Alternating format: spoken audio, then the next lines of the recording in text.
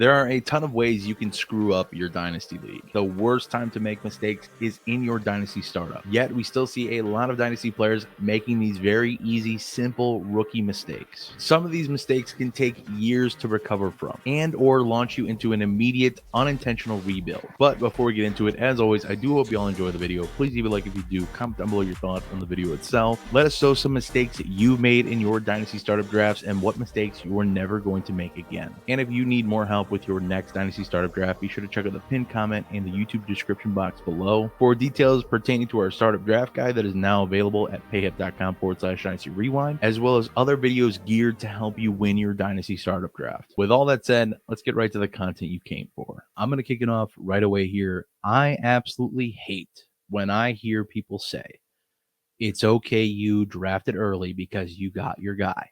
Go get your guy. I think it's the absolute worst bit of advice you could possibly give somebody. It's so lacks depth, lacks sustenance, and all of the things. If you want to go get a guy, I'm absolutely fine with it. I'm fine with you loving a player that you want to go get. I just ask that you draft them appropriately or trade for them appropriately, whatever the case is. I just hate seeing people spend up to go get a guy that may be somewhat worth what they're paying to go get him.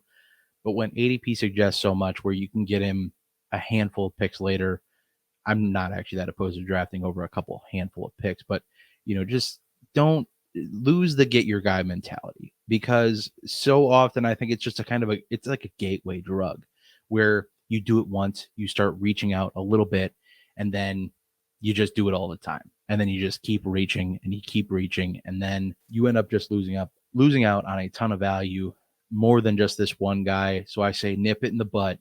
Stop doing the get your guy thing. Go get your guy at appropriate values. Trade back. Don't trade up. Whatever the case is, I just can't stand it. I'm too much of a value-based drafter to be on board with the get your guy mentality. I want people to love the players you love.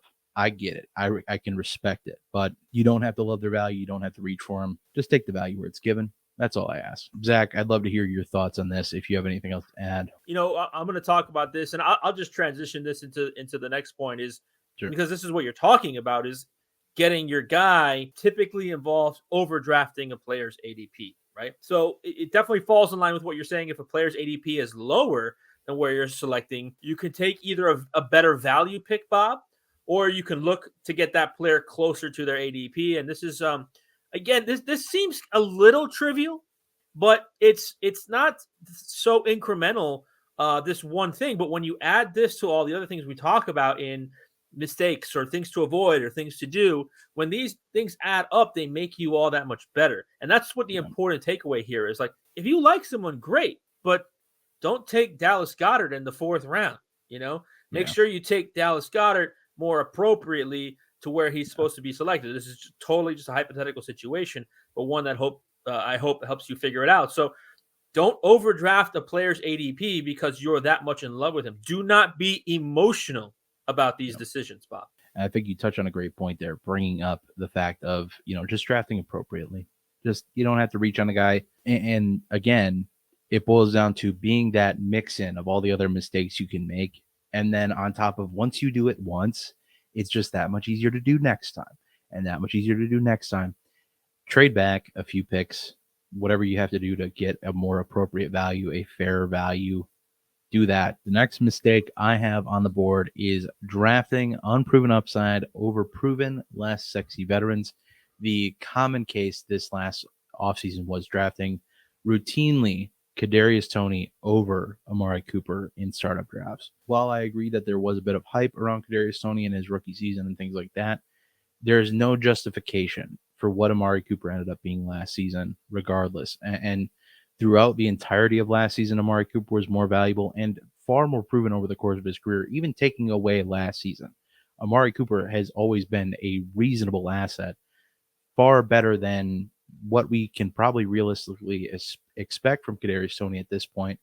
And not to nail it down to just that one instance, but this is just a continuous problem, especially when you get kind of later on in drafts, depending on where you're trying to go. If you're trying to be somewhat of a competitive team, taking these proven veterans that will actually score you points and hold their value better If you look now, Amari Cooper is far more valuable than Kadarius Toney, and I don't see that really changing anytime soon either. With Amari Cooper, he's a reliable, safe wide receiver. I know he's not sexy. We've touched on that. We've discussed that. But at the end of the day, don't pass up on proven talent that, just isn't as appealing because there's unproven upside there. There's that flashy upside there in the pan. You'll lose out on value this way. This is just not something I want to do anymore. Just not something I want to do at all in drafts, or I don't want to see people do it anymore. Zach, feel free to touch on this. This kind of boils into your last point too, of taking some, reaching on players when they shouldn't be and things like that. But feel free to touch on this point if you'd like, or dive on into your next point. Yeah, I think that this is very dependent on something we talked about in one of our other videos, your strategy, right? This is something I've definitely been guilty on. And we kind of did like a retrospective. We did a startup draft with all the Dynasty Rewind guys. And we did I did a retrospective. I think everybody else did. And my retrospective was taking Dalton Kincaid, where I took him. I think that kind of checks every box as to what you were just talking about there. I can see the justification for it. It was a 2-point tight end premium league. I didn't have a tight end. But I definitely took an unproven upside player over maybe a less sexy veteran who was on the board. But my strategy on that team was basically everyone 25 or younger. I think I drafted Miles Sanders on that team. So again, it depends on what your strategy is. I could see. I agree with it. Like if you're trying to win, which you should be. Even if you're trying the young approach, you should be trying to win still. Like I've had leagues where I got 3 or 4 first-round picks in the startup draft, and I made the playoffs. You could still do that. And all we talk about in the channel is just getting in. So I agree, but I disagree to your point if my strategy is not to try and win in 2023, which is not something I do often.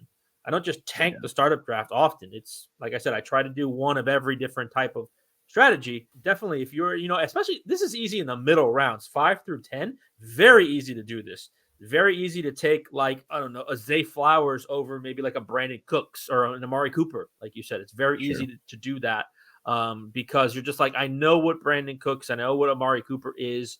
Zay Flowers, Young, Antonio Brown, like Lamar Jackson. Oh, maybe there's that, So I get that. I agree but I agree with it to the point to where if I'm just not trying to win in 2023, then I'll just go with the unproven guy and maybe I'll hit on some upside. So yeah, I think there's definitely a case to be made for players like the distinct difference between the rookies that you discussed, like the Zay Flowers, Dalton Kincaid, all these guys all have great draft capital, haven't had a terrible season yet.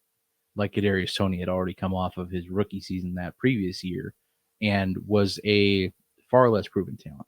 And I think the point I want to boil down to is drafting reliable points in the startup, because I think that what's valuable at the end of the day is points.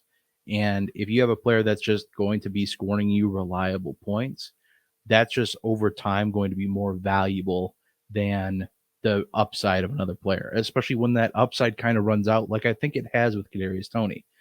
We had this fanfare when, not us, but people had this fanfare when he got traded to the Chiefs last year. Ever since then, it's been a downhill spiral. And maybe it comes back up. Maybe he gets another one last chance to sell window, which, by God, I'm saying see you later to.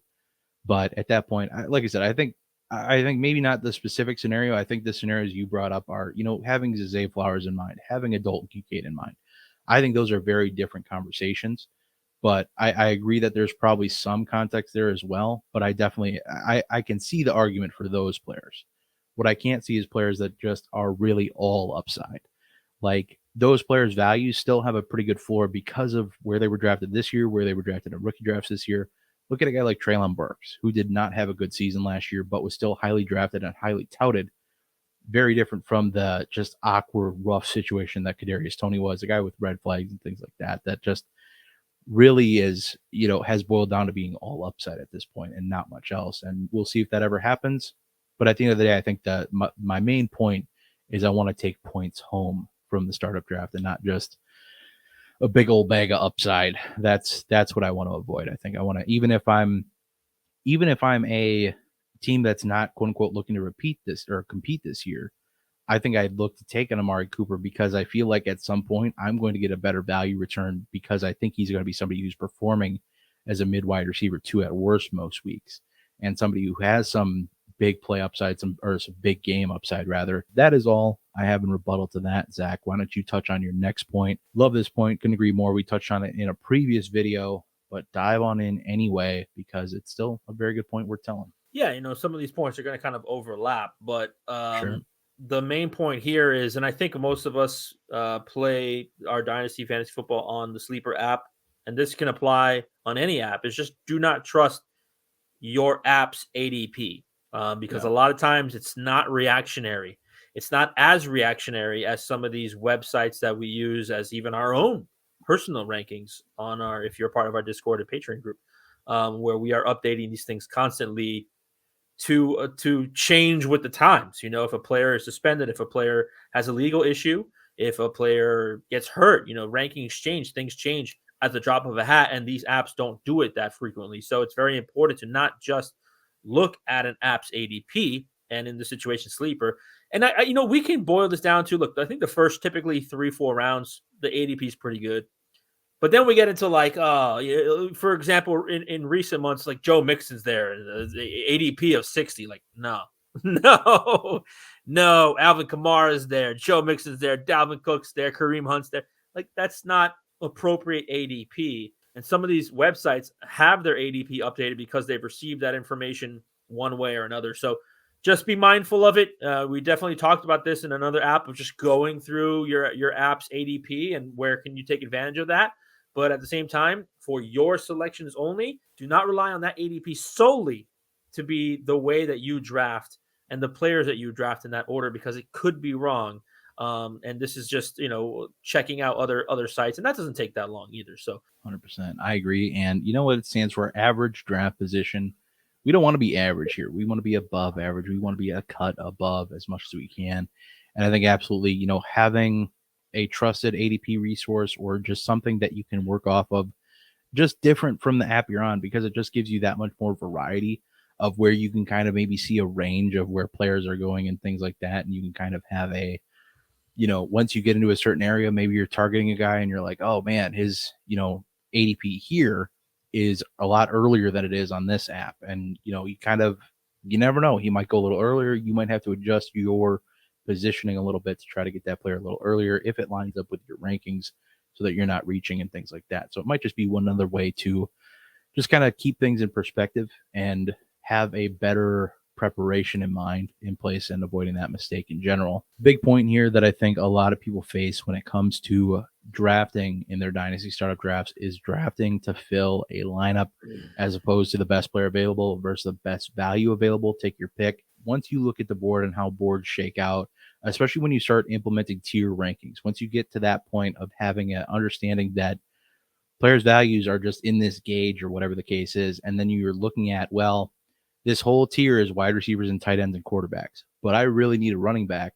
Now you're pulling, 12 picks down the board, a whole round down the board, just because, well, the running back slot is the next slot I need to fill. Once you start doing that, again, it's one of those common mistakes that snowballs a bit, we'll say, as opposed to, saying it's a gateway drug. Probably a little better way to frame that. But, it's one of those things that easily snowballs and you just keep consistently doing. And once you start doing that, you're going to end up with a roster that looks not great. Once you start reaching, especially like with running backs, is probably a prime example that it is rough with running backs. That I've noticed one of my pitfalls that I'll admit in my drafts is I usually punt running back too much because I never feel like I'm getting a great value with running back, and I don't want to reach on running back because I don't believe that the value's there.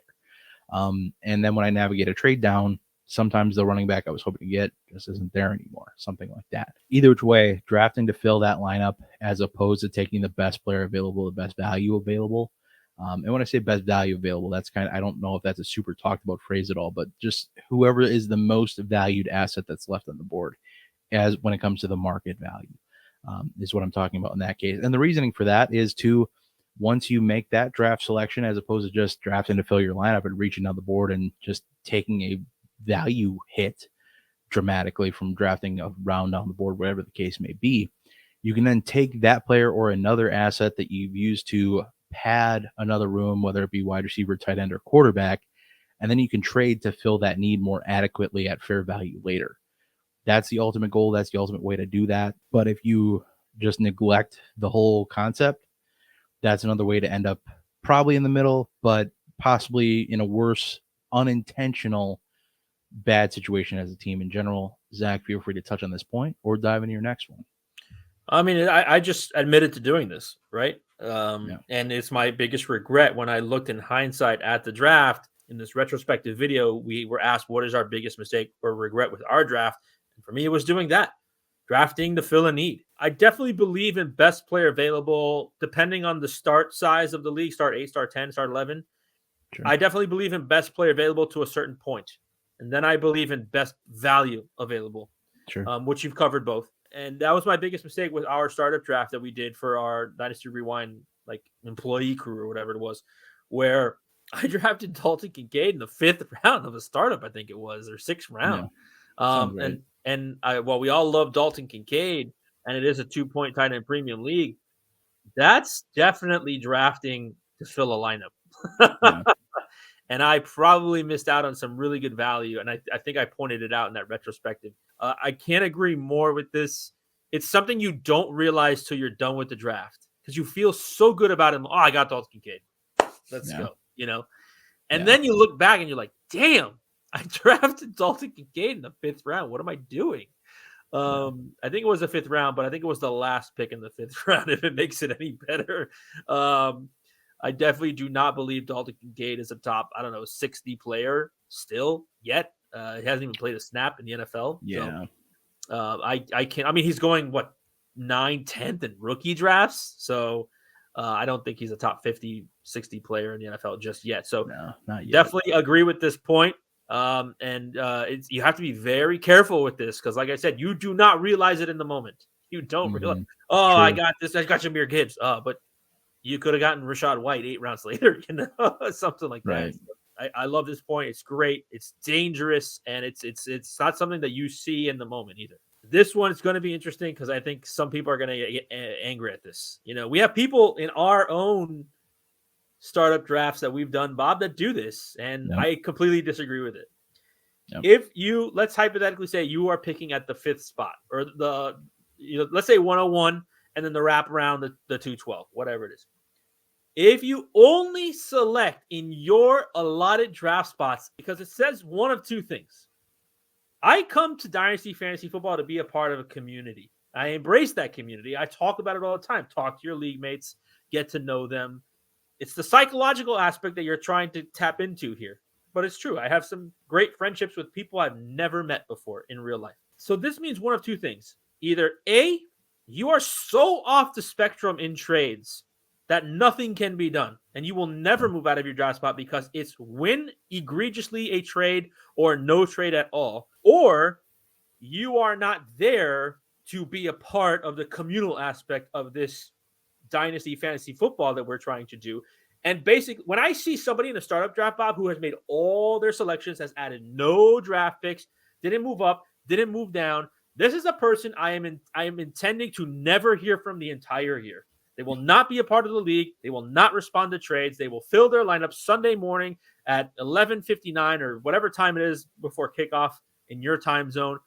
And I do not want that person in my league. I want everyone in my league to be active and engaged at a minimal aspect. Don't be this guy, because it means you never went up to get somebody you like. You just stayed there every single time, and I'll just let this person fall. No, there's a certain point where you have to go get someone, or you move back and say, I will take XYZ to move back. I cannot stand this person. This one gets the emotional aspect out of me because, I think we all come here to have fun and engage with one another. And at the very least, you can respond to a trade request or not. But like I said, it's one of two things. Either one, you want to just completely annihilate someone in the trade, or you don't really intend on engaging with people in the league. And I just don't want any of that in my league, Bob. I do think there's probably an element of new trader or new dynasty player that will probably be a little more risk adverse and just try not to, make any silly trades or dumb trades or anything like that. And they might just want to chill through the board and see what happens. I think there's probably some of that, but yeah, I agree that I just think that even from just looking at the aspect of playing the league and building your roster up and things like that, I think by just sitting in the same spot, not even just from the human element that you're talking about, I think from the element of like, you're just not picking up value in your draft. Like you're not finding ways to trade back and pick up some value. You're not, or trading up even to go make some moves to get a player you really want or get a player that you feel is like at the end of a teardrop, whatever the case is. I think that's more of like my concern and why I highly always recommend trying to do some trading in a draft, because I think if you just, like you said, go through a draft, all of your picks are in a pretty little line. I want my draft board. I want to be all over. I want to make a trade with every single person in the league if I can. Yeah. And that's how I want to be, because I think that, when I'm drafting specifically, this is probably a strength and a weakness at the same time. I am very good at cutting out players that I don't want anything to do with. And there's a very select list of players that I really do want to have on my roster. I think this is good and bad because I think it sometimes seals me off from possible values and things like that. And obviously every player's a value at some point where I'll take my swing, whatever the case is. But I do think there are some times where I just close myself off to what could be good values and I make a trade back to a better situation or what I believe to be a player I'd rather have. But either way, I think just not trading on the board at all, not being involved in the league, absolute mistake in some regard of from the human element, like you mentioned, and even from the strategic value building, team building element that I mentioned. Got to find ways to move around your board. I think just sitting and drafting the same player is not only boring, but it's also a good way to just lose out on some value. There will never be a point in the draft in the first 10 rounds where if you put your pick up on the block, somebody's not going to be interested. Somebody will come to you with that, wanting that pick in the first 10 or so rounds. After that, you probably won't have as much luck. But after that, you're drafting mostly for depth anyway. I love this point. I think it's a great point. Moving on to my last point, and this one was easy. This was like, a layup for a final point and probably a point we could have led the video off with. But the number one mistake, the worst mistake you could possibly make, is neglecting league settings and not building conducive to the league setup. This is easily the number one thing that puts you in a place where you need to go to a rebuild. You end up in the middle.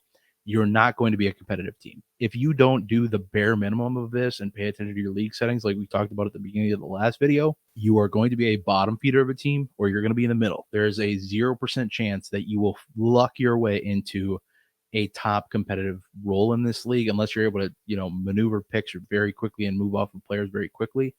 But if you're drafting, wide receivers in a standard league ahead of running backs, and not that I'm saying it's standard is very common anymore, but just to lay out the groundwork, if you're drafting wide receivers who are more target monsters than they are yardage hogs or touchdown receivers and things like that are great in PPR leagues, but they're not going to be good in standard. You have to kind of, gauge things like that. And if you're in a league that you have to start with 3 wide receivers and you neglect wide receivers until the 5th or 6th round, your wide receiver room is going to be rough at the end of the day. Neglecting whatever the league settings are, whatever the scoring premiums, things like that throughout the entirety of your draft, consistently throughout your draft, or even minimally throughout your draft, is poor practice. And it's going to, land you in the basement sooner rather than later, but it's going to land you in a place where you need to rebuild and retool very quickly before the team becomes even worse, especially if you're that person who, doesn't maneuver the draft board. You're not going to add value to your roster at all. You're going to be in a tough spot pretty quickly.